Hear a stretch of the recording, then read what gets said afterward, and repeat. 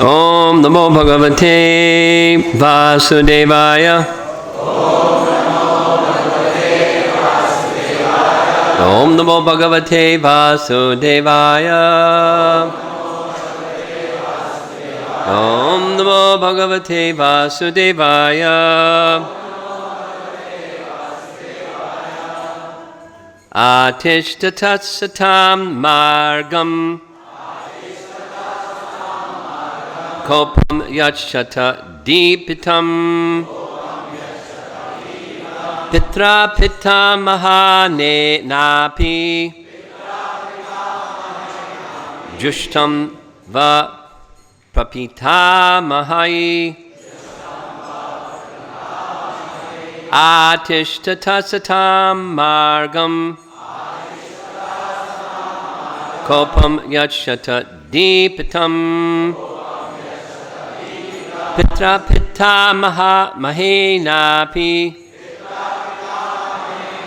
jushtam va prapitat mahai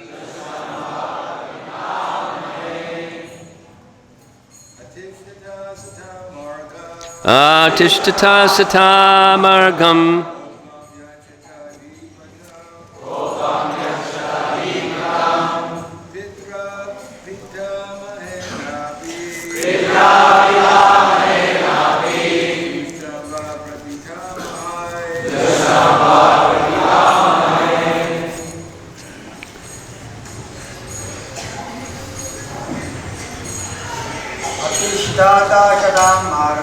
Atishtata satamargam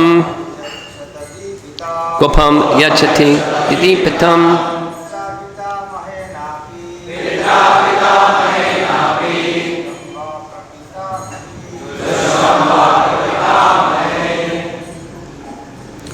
Ladies?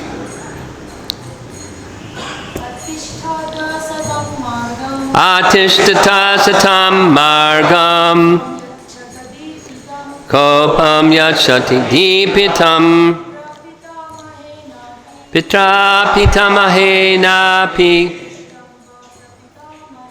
jushtam va pratitamahai atishtata satam margam kopam yachata deepitam pitra pitamahe napi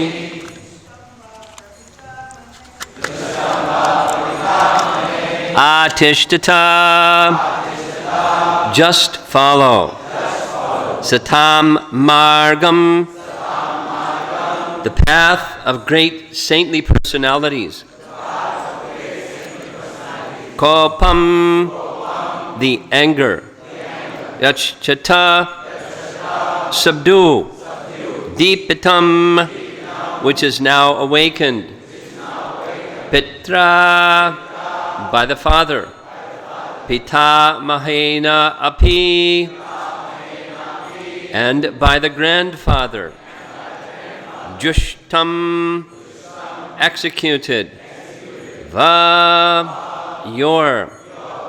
Prapita Mahai, by the great grandfathers. So before I read the translation, I'm going to read 10, which has no purport, and then this one. 10, text 10. Oh, pure-hearted ones, your Father, Prachini Bhatti, and the Supreme Personality of Godhead have ordered you to generate population. Therefore, how can you burn to ashes these trees and herbs which are needed for the maintenance of your subjects and descendants? Text 11 translation. The path of goodness traversed by your father, grandfather, and great-grandfathers is that of maintaining the subjects, prajas, including the men, animals, and trees. That is the path you should follow. Unnecessary anger is contrary to your duty. Therefore, I request you to control your anger. Purport by Srila Prabhupada. Here, the words Pitra, Pita Mahenapi Drushtam Va Patitat Mahai depict an honest royal family consisting of the kings, their father, their grandfather, and their great-grandfathers. Such a royal family has a prestigious position because it maintains the citizens, or prajas. The word praja refers to one who has taken birth within the jurisdiction of the government. The exalted royal families were conscious that all living beings, whether human, animal, or lower than animal, should be given protection. The modern democratic system cannot be exalted in this way because the leaders elected strive only for power and have no sense of responsibility.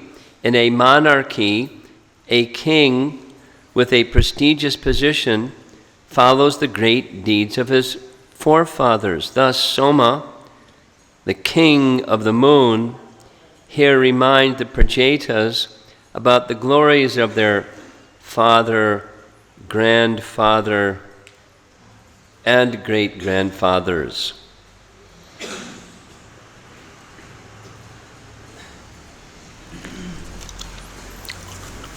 Namo Vishnu Padaya Krishna Prastaya Bhutale Srimati Bhakti Vedanta Swaminiti Namane Namaste Saraswati Devi Gauravani Prachadine Nirvishesha Shunyavadi Paschatya Satarine.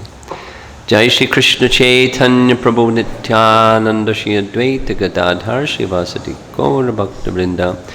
Hare Krishna, Krishna Krishna, Hare Hare, Hare Rama, Rama Rama, Hare Hare.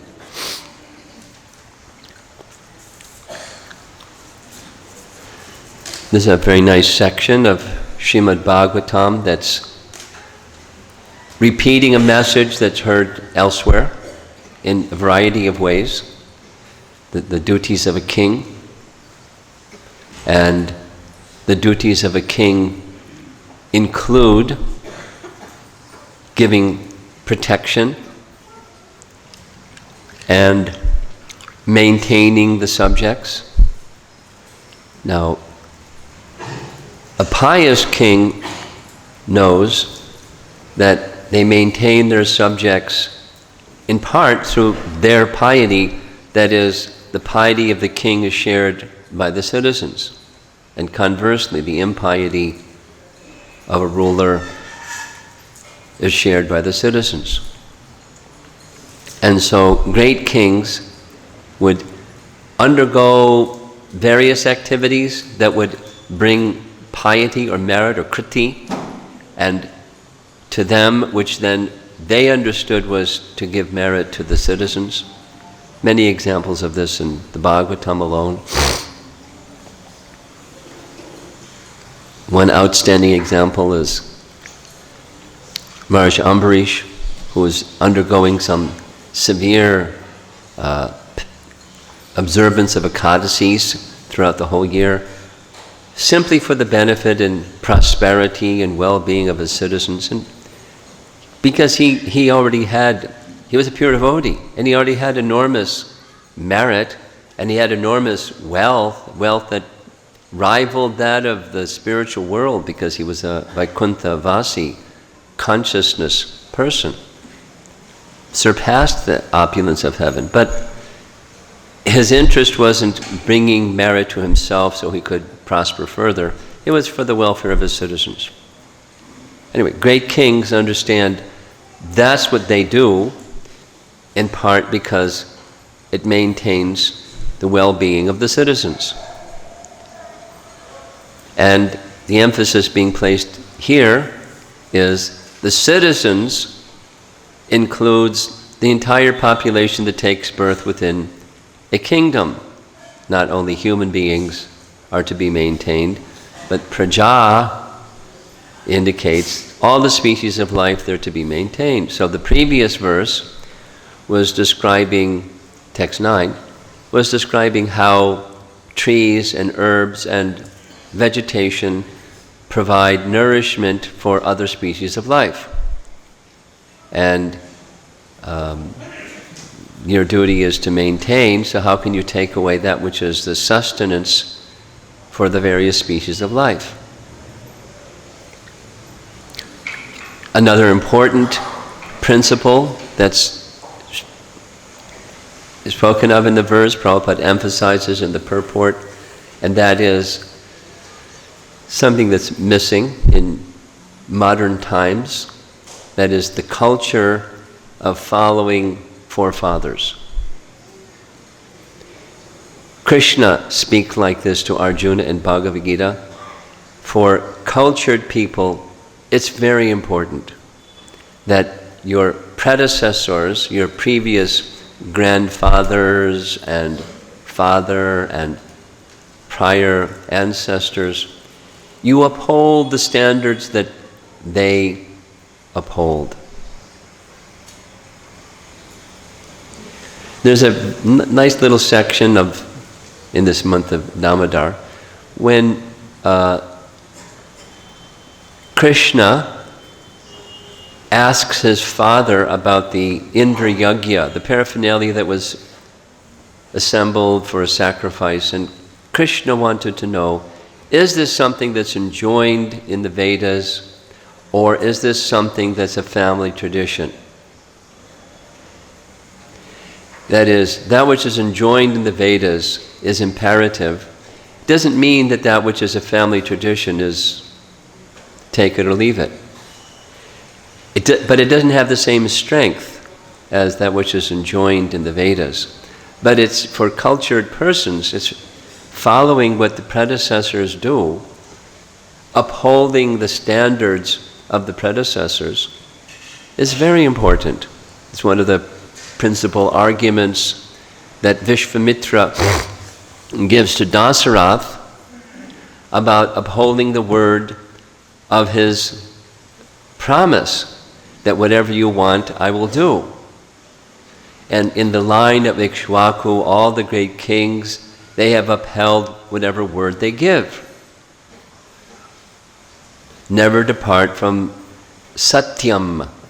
You utter something and you do that something, and that's what a great personality does. But in addition to the injunction of the principle that this is what kings do, there's your whole line of ancestry. And never, ever has there been a time when any in the Ikshvaku line gave their word and went against their word. Not possible.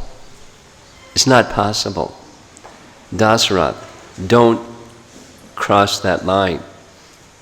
Oh, it keeps cultured people sitting straight,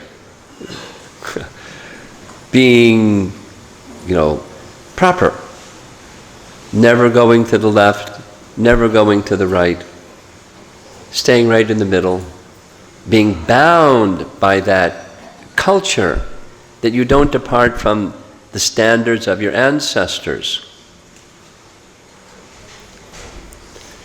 Now I want to go to another important point, because it's weaving throughout this section. The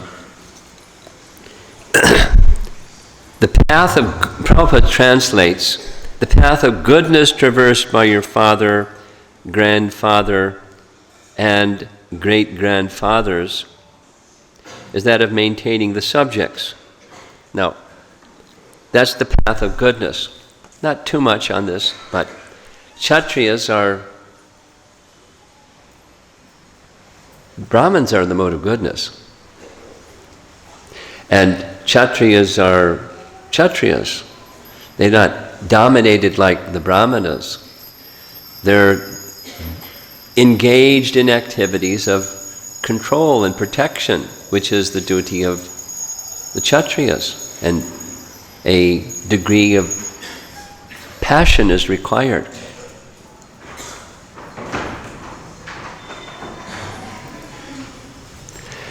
Yet Prabhupada is choosing to translate this as the path of goodness.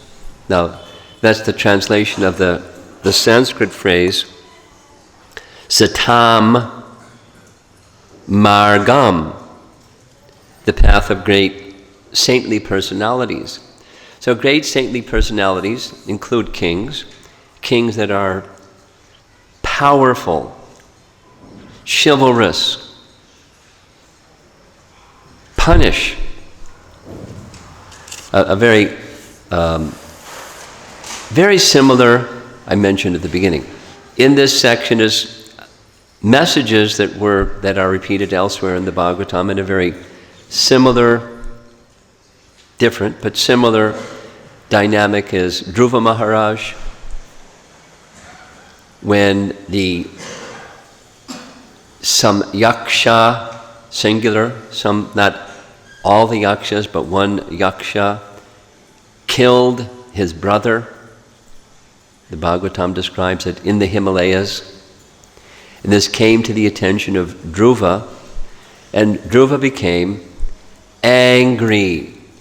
In Prabhupada's purport, very short, but it says it's a misunderstanding that great personalities are never to become angry.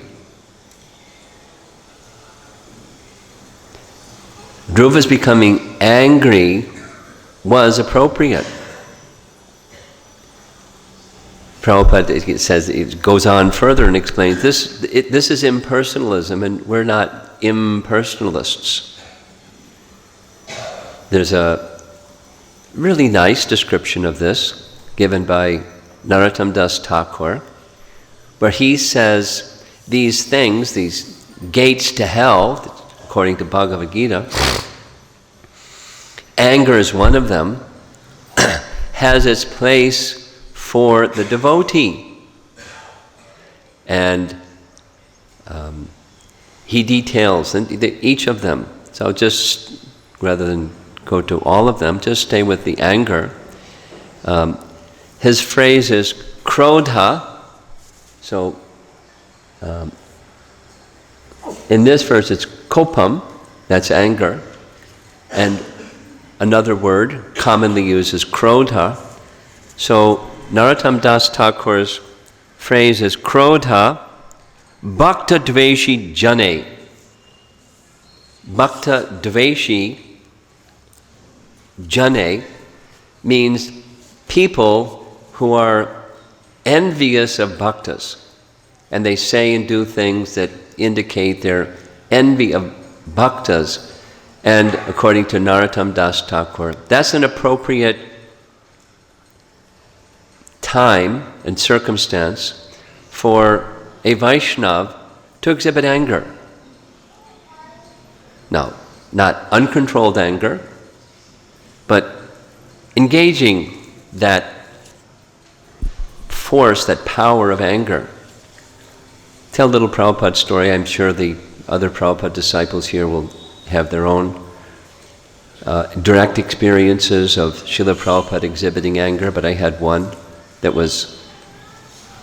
has made a lasting impression. Just quickly share.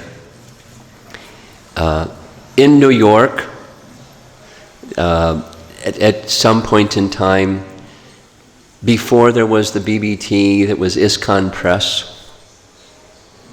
And ISKCON Press had shifted from Boston, where it started, to New York, and over there on Tiffany Place was the ISKCON Press headquarters, where the artists did their work, and all the production for Prabhupada's books would take place. And each year when Prabhupada came, it was part of the experience of the people that work with the press, that they would have their time with Prabhupada, the editors this and the transcribers that, and then the artists. So there was this afternoon where the artists that had been working on artwork for Prabhupada's books would bring their art into Prabhupada's quarters, and one by one, in a very sweet and loving and very joy-filled way, Prabhupada was interacting with each of the artists, looking at the painting,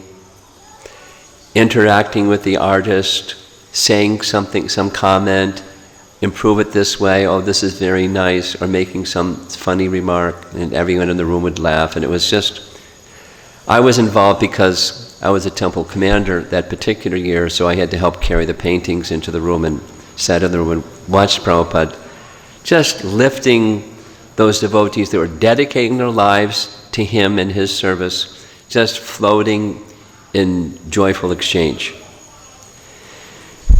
Right in the middle, I was seated somewhere like where you are, the Mridanga player, that close, and I saw Prabhupada reach over to his desk, and there was a little buzzer underneath the desk, little button, and he pressed the button right in the midst of this joy-filled atmosphere.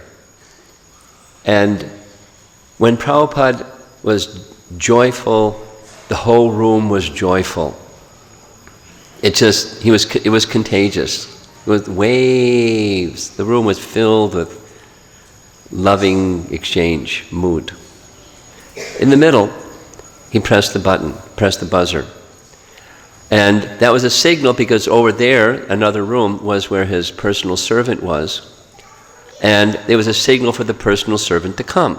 Right in the middle of this whole situation, the personal servant came because he heard the buzzer, and while he was still paying obeisances, Prabhupada's voice completely changed. There was anger in his voice, and I don't remember what he said because I just froze. He was angry. And I don't remember the words because I just blanked out. And then the devotee mumbled something and then paid obeisances and left. And then it was as if that didn't even happen. And Prabhupada immediately switched back to joyful, jolly, happy, floating in ecstasy, loving exchange. And I found out later that particular servant was having a very serious spiritual difficulty, and Prabhupada wanted to help that devotee, so he exhibited anger, because that's what the devotee needed. Even when that was going on, then I understood why he did what he did, but it was like Prabhupada had a sword, and he took the sword out of the sheath and held it in the air and showed it to this devotee and put it back in the sheath, and that was it. It was over. He was engaging anger for the service of his disciple, but he wasn't controlled by that anger at all. That was a powerful lesson. Following the words of Narottam Das Thakur, a devotee may engage in anger, as he says specifically about Dhruva. Dhruva's anger towards the yaksha that had killed him, his brother, his stepbrother, was suitable. He's the king, and his brother had been killed, and anger was proper. Say it again. It's a misunderstanding to say that an exalted devotee should never become angry. Dhruva became angry. Here in this case, the Prajetas, Kopam, Yachata, Dipitam. Anger had arisen. And in this case, anger was excessive. The word used in the Dhruva Maharaj case is Ati Roshena. Ati Roshena means with excessive anger, or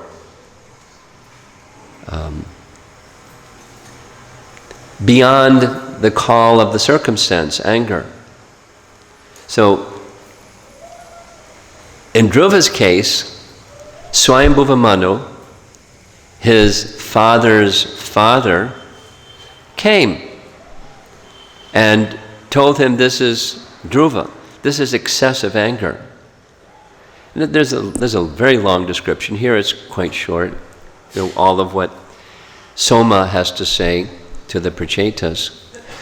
But the persons that are being spoken to, Dhruva, pure devotee, the Prachetas, they saw the personality of Godhead. They pleased the personality of Godhead. He came and told them, you please me very much. Therefore I've come before you. That's how elevated the Prachetas were. And when they came out of the water, just a couple of verses previously, they saw the earth was overgrown with trees and other vegetation. And their concern was there has to be some agricultural land for the population. And so they did some land clearing. But it was excessive. It was arising from anger. It was purposeful anger, but it was excessive. Exactly the word that's used in the purport here, or excuse me, in the translation here. Unnecessary anger. So there's necessary and unnecessary, is the point I want to make. And in the case of Dhruva, his anger was he was annihilating all the yakshas. And there's other examples where it was excessive. Janamejaya, who wanted to annihilate all snakes. So he had a big snake yagya, and all the snakes were pouring into the fire, and he had to be stopped. This is excessive. It wasn't all snakes. And that's not the Lord's plan, that there's snakes. Now, Srila Prabhupada told a little story about Bhaktisiddhanta, and Bhaktisiddhanta ordering at his headquarters for a cobra to be killed. There was this scene, a cobra, and the devotees were around the cobra. Many of you have heard this story, I'm sure. And Bhaktisiddhanta saw the commotion and he ordered them, kill it. Prabhupada was present when he heard the order, kill it. And it struck his heart. He's a sadhu, how can you say kill? How can you use violence for another living entity, because the teaching says, not only that living entity is a spirit soul and they have a right to live, super soul is within, and elevated sadhus are to see super soul within the heart of every living entity, and why would you say kill it? And then Prabhupada explained, then when he read in Srimad Bhagvatam, where Prahlad Maharaj says that great exalted souls are very pleased when such envious entities as poisonous snakes are killed. They're happy. And so violence, anger, and so forth, they have their place in the life of a devotee. All of this is discussed at great length by Prabhupada in his purport of 791. This is where Prahlad is being pushed forward before Lord Nrsingadev because the Lord was excessively angry. Manyu samrambham. Greatly angry, not excessively angry, but angry to the degree that all the demigods couldn't pacify him, and even the goddess of fortune couldn't. She was afraid because his anger was over the top. Now, the commentary says, within the personality of Godhead, there has to be everything. We'll say it conversely. You won't find something that exists that does not exist in its pure form in the Supreme.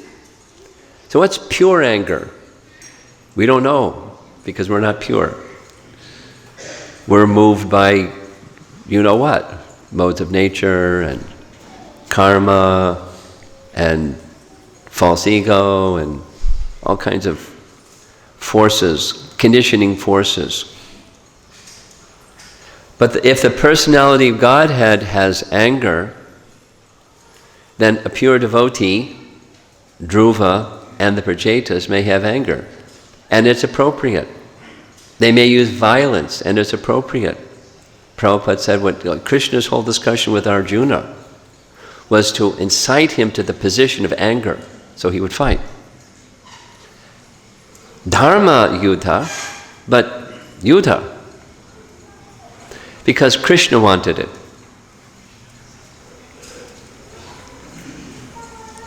There's a very nice section in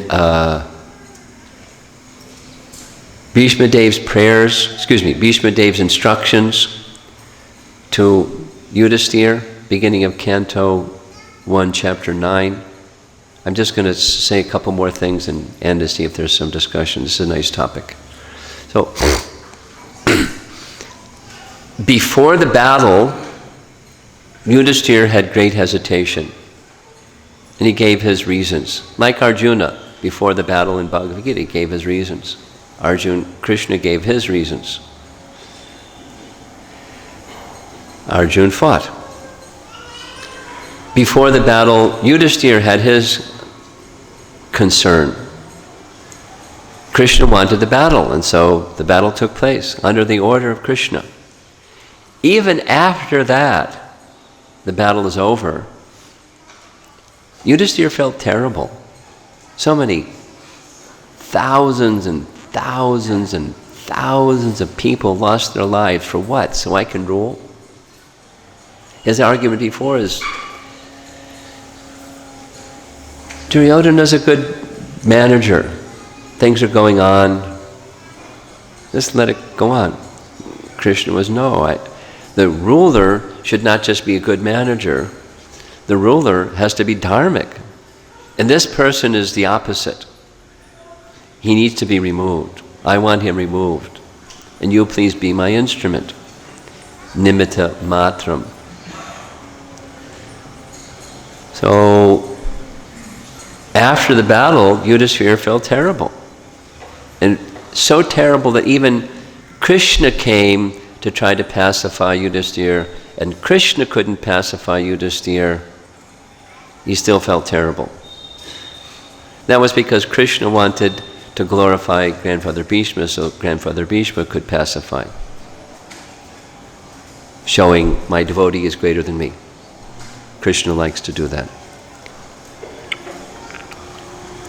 So the Pandavas came by the side of Grandfather Bhishma on the bed of arrows, and something very important, instruction was given, where Yudhisthira is told by Grandfather Bhishma, who can understand the plan of the Lord? Don't even try. Great sages, rishis, elevated souls, since time immemorial, they haven't, don't even try. But here's what you should do, rather than try to understand the plan, which you may not understand. 3 things. Whatever actions you have taken, if you're concerned, did I do the right thing? 3 things. Very instructive. Follow activities that are dharmic. Second, apply that dharmic principle under the guidance of qualified brahmanas and Vaishnavas.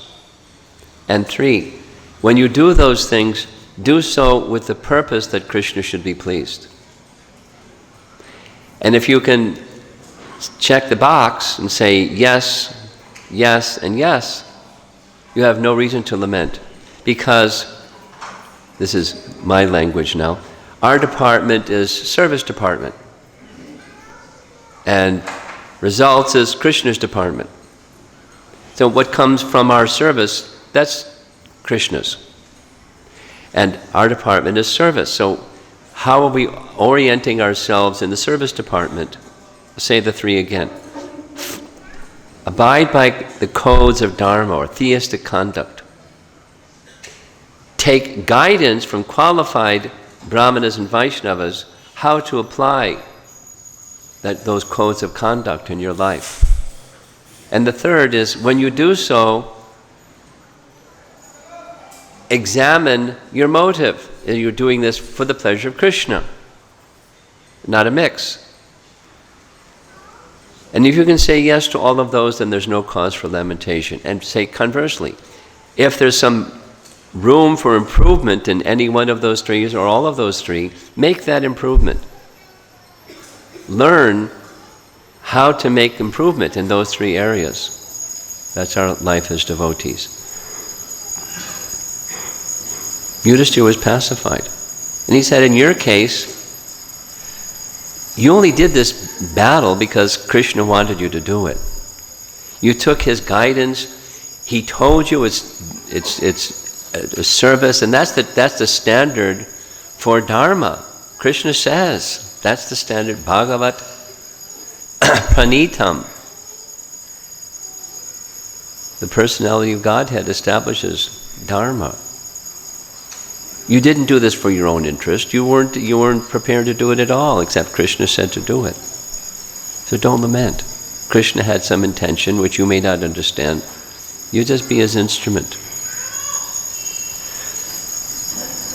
So now, what about this utilization of anger? And then I'm done. Okay, it's authorized. I can get angry. For Krishna, of course. I can get angry for Krishna. But we're in this mixed position, so anything, when we become angry, almost invariably, we're controlled by it. Not we engage it in service to Krishna. It's very delicate. What to do? Because we want to become purified and we want to please Krishna. So what do? We go back to this statement here.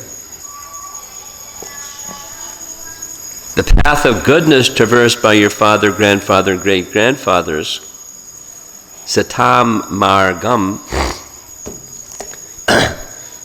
the emphasis is maintenance of the praja, the well-being of the citizens. That's the primary duty of the king. And okay, we'll hear it in a bit. You cleared some land. There'll be some opportunity for agriculture. That's enough.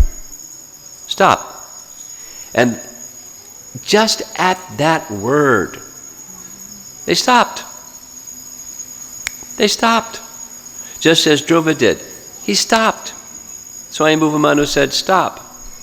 Withdraw your anger. Control your anger. Curb your anger. Because it's come to the point where it's excessive or more than necessary. Unnecessary anger is contrary to your duty. Some anger is necessary for a king's duty or the sons of the king.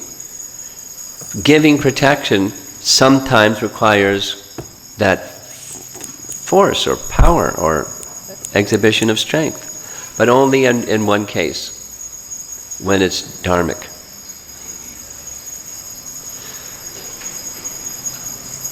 Nice passage from Ramayana where Sita cautions Ram, you've taken this terrible vow that you'll kill all the Rakshasas, but the Rakshasas haven't done anything to you, but you've taken a vow that you'll kill them. And here we are in the forest, you got your sword, you got your arrows, and I'm concerned as your faithful, loving wife, that even a good person can be corrupted. And it's a nice section, I'll just quickly say. 3 things can corrupt a good person. Falsity, coveting another man's wife, and power. So she says, and it's a longer description, but I know you. You have no coveting of another man's wife. And I know you, that you'll always keep your word. But this sword and these bow and arrows, and then she tells the story of one sage that lived in the forest and undergoing austerities, and Indra got a little nervous. Uh-oh, maybe he wants to take over my kingdom. And so Indra, in disguise as a king, traveling through the forest, came to the sage's hermitage and said, "My dear sir, I'm traveling in the forest with this sword, but I really don't need the sword. Can I just leave it with you for safekeeping? I'll come back later and get it." "Sure, leave it here." And so, to uphold his promise to the king, he kept the sword by his side when he went to take his bath, when he went to gather roots and herbs and here and there. And just by having the sword in his hand, he became attached to the power of the sword, and then he misused the power of the sword in a wrong way, and he lost all of his Brahminical strength. So similarly, my dear husband, Ramachandra, I'm concerned. And because your elevated nature is impeccable, but even a good person can be corrupted by these three things. He smiled, and only a loving wife could speak what you've spoken. And then explained, I've taken a vow, I can't go against my vow, but the vow that I've taken is appropriate for the sons of Dasarath. We're to give protection, and the sages have been devoured by the Rakshasas. So it's my duty, it's not beyond my duty, but I give you my promise. I will not use this sword and my weapons for any other purpose than a dharmic purpose. So it was checkmate. He keeps his word. That one she didn't question. But we should be cautious when anger is now something that it's okay for a sadhu, only when it's in a proper circumstance, time, place, circumstance, and not otherwise, not for one's own interest, but for the Supreme Lord's interest, and then it's over. Like Prabhupada showing the saber and putting it back in the sheath. Only in service to Krishna.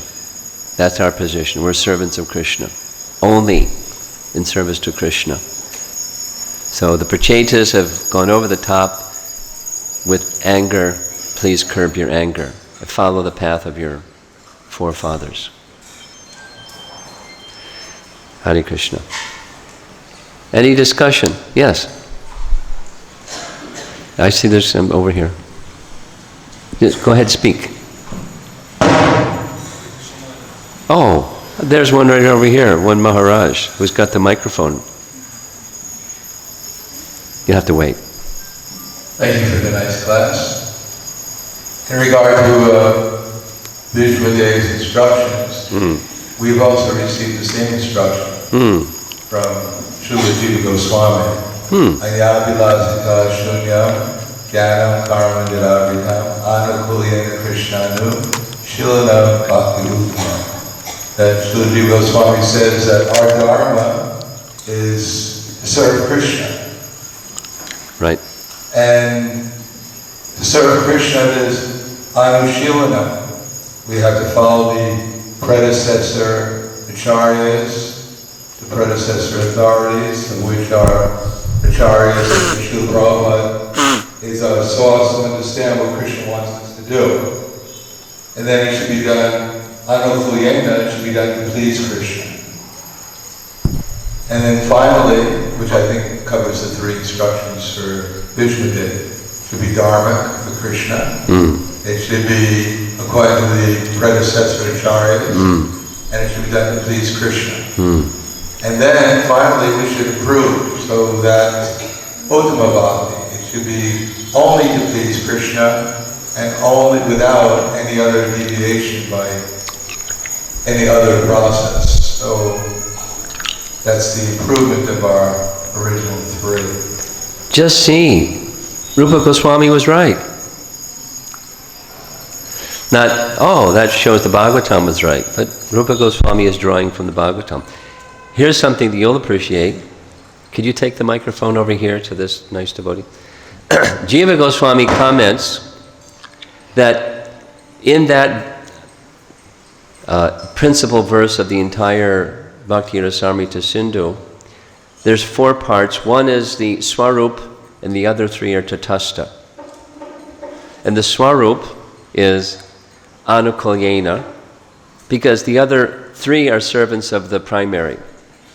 Rejecting speculation, rejecting sense gratification, following the previous authorities for the satisfaction of Krishna. That's the Swarup Lakshana. So of those 3, from Bhishma Dev's instruction, the consciousness behind what we do is everything. We have to do the right thing, but we have to do the right thing in proper consciousness. That's Krishna consciousness. Go ahead. Hare Krishna Maharaj. As you explained today, in case of pure devotees, the anger is within their control. They can use the anger for the service of Krishna.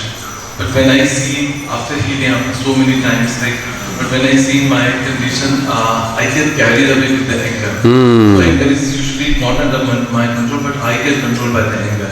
But I want to come on that platform where it should be other way around. And second part of the question is being, as you said... Well, I heard a statement, not a question. The statement is, I'd like to control that uncontrolled anger.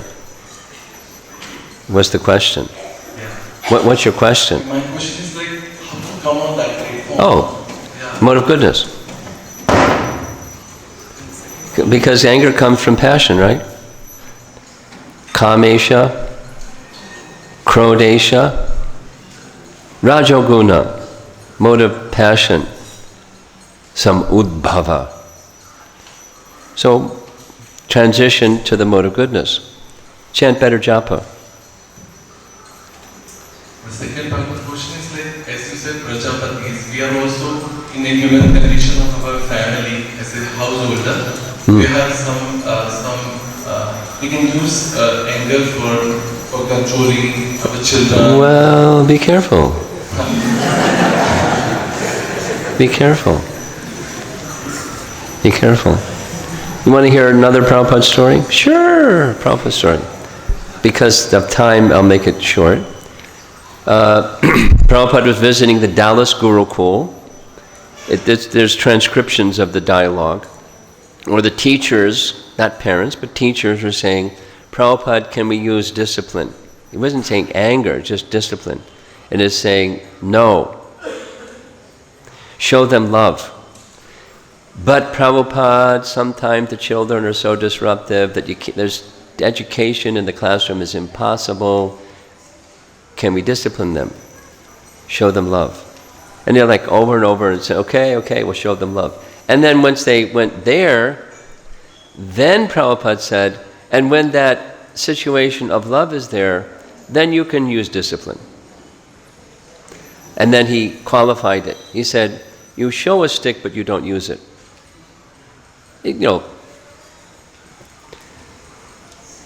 That's metaphorical. And so as a parent, you may have to put your foot down.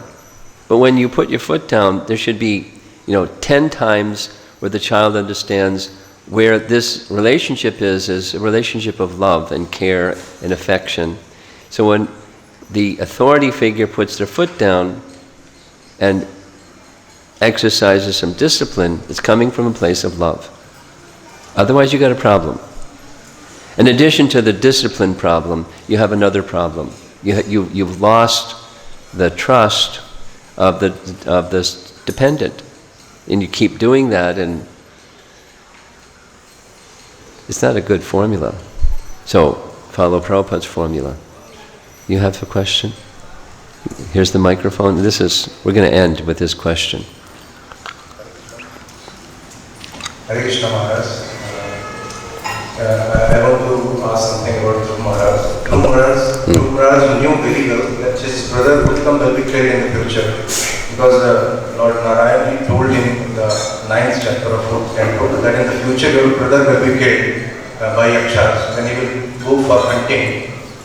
So he knew his brother will be killed. That doesn't mean it's okay. So in 11th chapter, 4th canto 11th chapter, Swayambhu Manu also tell him, given some kind of indirect straight chastisement that instead of killing one yaksha, you have killed 100. Exactly. So how his anger is justified? He knew that his brother will be killed. So I have some doubt regarding that. A king, we're not speaking you and me, we're speaking a king, has to exercise the laws of Manu. And someone engages in killing, then there's an appropriate behavior on the part of the king.